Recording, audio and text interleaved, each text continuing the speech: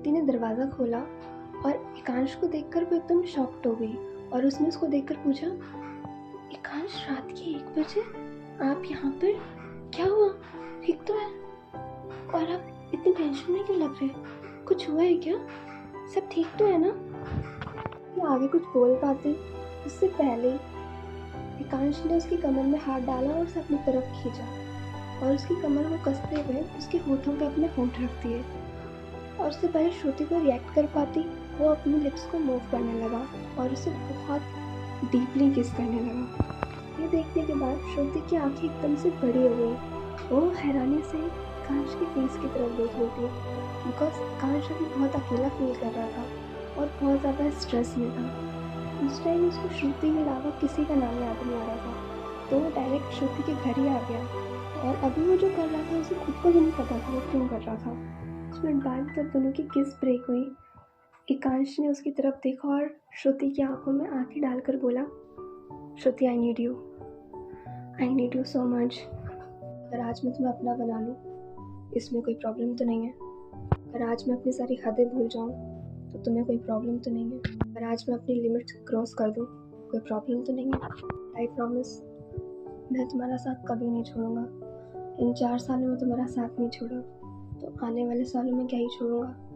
मैं तुम्हें खुद के इतने नज़दीक कर लेना चाहता हूँ कि दुनिया की कोई भी ताकत तुम्हें मुझसे दूर ना कर ले। आज मैं जी भर कर तुम्हें प्यार करना चाहता हूँ।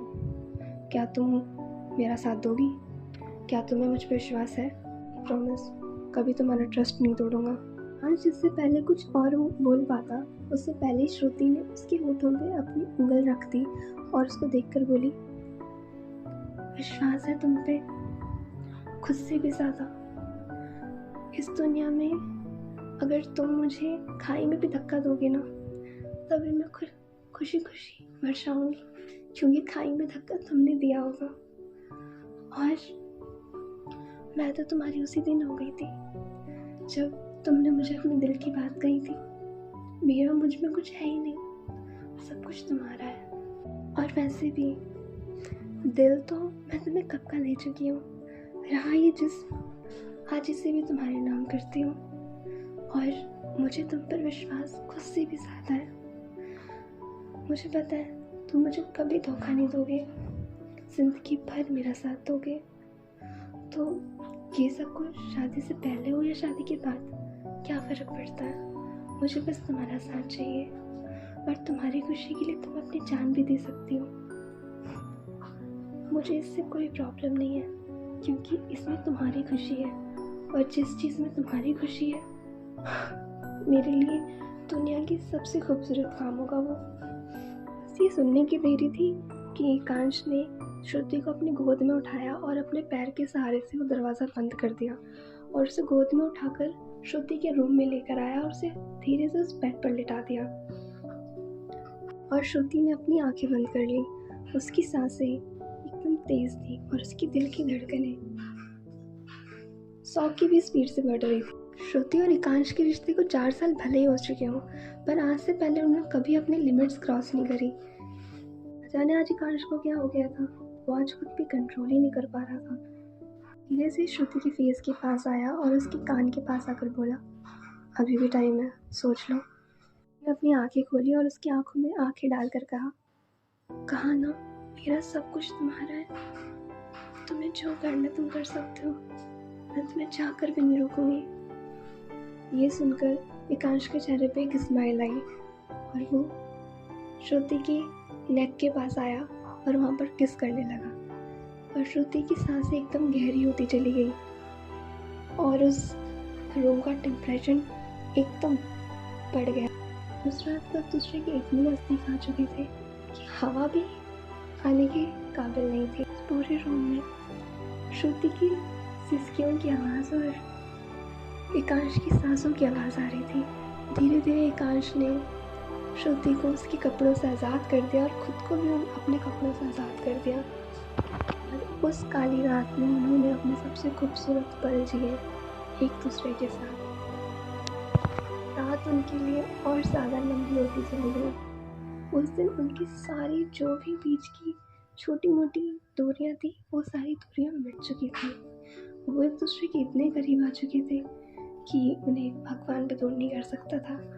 बात को ना श्रुति को कोई गिल्ट था ना एकांश को, क्योंकि दोनों को एक दूसरे पे पूरा विश्वास था। वो रात उन दोनों के लिए सबसे खूबसूरत और सबसे हसीन रात थी। वो रात उनकी ज़िंदगी की सबसे खूबसूरत रात थी, जिसे वो दोनों कभी नहीं भूलने वाले थे। उस रात वो एक दूसरे में समा चुके थे। तकरीबन रात के 3 बजे के करीब एकांश ने श्रुति के चेहरे की तरफ देखा और उसके गालों पे हाथ रखकर बोला, आर यू फाइन? तुम ठीक हो?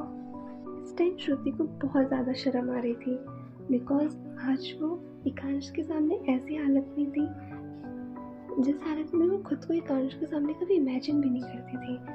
एकांश की ये बात सुनने के बाद श्रुति की शर्म से गाल दोनों लाल हो गए और उसने शर्म से अपनी आंखें बंद कर ली और एकांश के सीने में अपना सर छुपा लिया और उसके सीने में अपना सर छुपा के शर्माने लगी।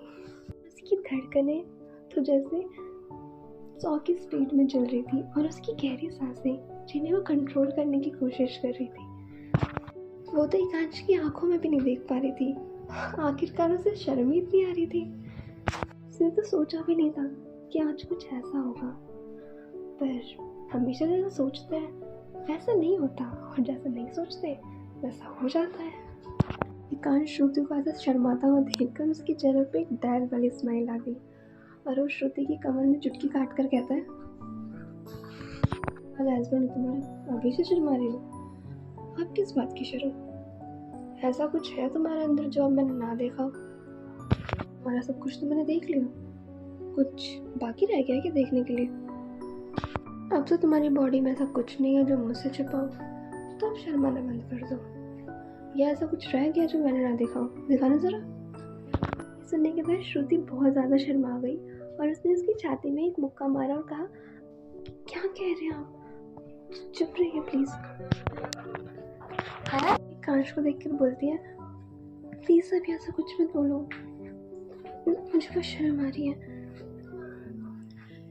एकांश उसकी बात पर एक छोटी सी स्माइल कर उसको देखकर बोलता है, सच में बहुत प्यारी हो तुम। चलो अब छोड़ो, मेरी आंखों में देखो। ये सुनने के बाद श्रुति अपनी नजरें, अपनी आंखें और ज़्यादा तेज बंद कर लेती है।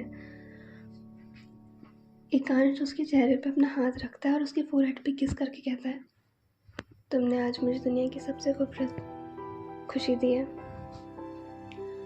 Thank you so much for मेरी लाइफ में आने के लिए, बिकॉज मैं तो खुश रहना नहीं भूल चुका था, बट जब से तुम मेरी लाइफ में आई हो मैं खुश रहना सीख चुका हूँ। थैंक यू सो मच ये जिंदगी में आने के लिए। अब शर्माना बंद करो, मुझे तुम्हारी आंखों में देखना है। तो धीरे से अपनी आंखें खोलती है और उसकी आंखों में देखने लग जाती है और उसे इतनी ज़्यादा शर्म आ रही थी कि वो फिर से एकांश के सीने में छुप जाती है और उसको देखकर कहती है, बस अभी कुछ मत बोलिए प्लीज़, अभी सो जाइए, मैं बहुत थक गई हूँ।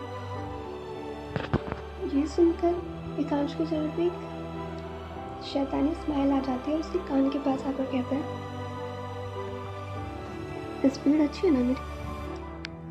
मैं अभी नहीं थका, तुम चाहो तो 4-5 राउंड और ले सकते हैं, मुझे कोई प्रॉब्लम नहीं है, ट्राई करें।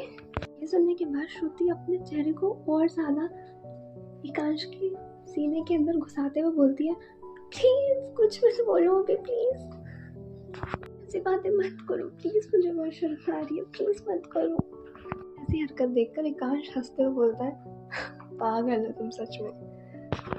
अचानक से एकांश की नज़र बेड पर जाती है जिस पर काफ़ी खून था और उस खून को देखकर वो काफ़ी शॉक्ड होकर श्रुति की तरफ देखता और बोलता है, तुम ठीक हो ना? Are you fine? उसके सीने में हक करके ही बोलती है, हाँ मैं ठीक हूँ, क्यों क्या हुआ? एकांश बेड पर जो खून पड़ा था उसको देखकर बोलता है, ये ब्लड। उसे ब्लड को देखकर कुछ याद आता है और वो श्रुति के कान के पास आकर बोलता है, मैं वो पहला लड़का हूँ ना जो तुम्हारे इतने करीब आया।